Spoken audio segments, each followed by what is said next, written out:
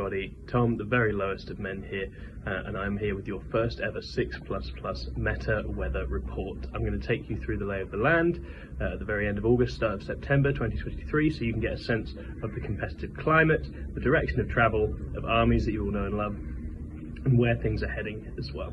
I apologise for the nature of this video. I'm currently away in East Africa, so it'll be a little improvised, but hopefully should still be able to give you some useful information. So, it's not been good, folks.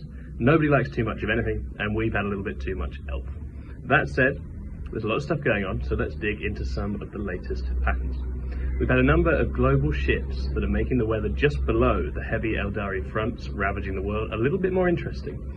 Following on from WTC, we've seen increasing showers of Thousand Sun in Europe and America, with Magnus, Sorcerers and Rubrics all dropping on cities and GTs in considerable numbers. You can expect to brace yourself for a considerable spattering of infantry-heavy Custodes and Necrons, as both are holding steady around the world and are proving very stubborn to shift by even the most committed heavy machinery. There have even been some rare reports of Dark Angels and Orcs breaking through in bursts on the fringes.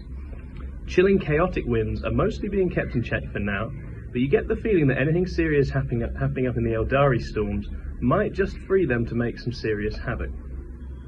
The knock-on effect of all of this is that the massive blizzard of GSC that we were experiencing prior to the World Team Championships is now in recession, as other fronts drive it back and counter it a little bit to make things a bit more balanced underneath that Eldari front.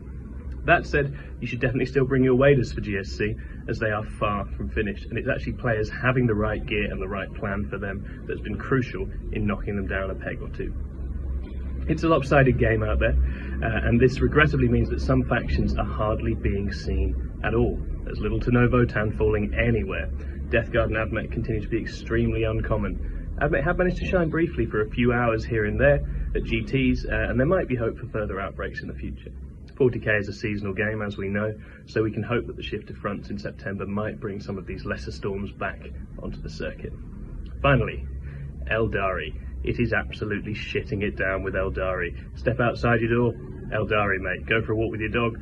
Watch that he doesn't get carried off by a strong gust of D-weaponry. Brace for Eldari at all times, especially if attempting to travel towards the top of event placings anywhere in the globe. We have some hope that temperature shifts in September might mitigate these storms a little bit, but in the meantime, it's Eldari weather out there, so prepare accordingly. That's all from me for today. Let me know if you'd like anything added to weather reports in the future. Obviously, I'll be home before long, and I can slightly tweak and improve the style of these, but really excited to do more of these. Let me know what you'd like to see. Lowest of men, out.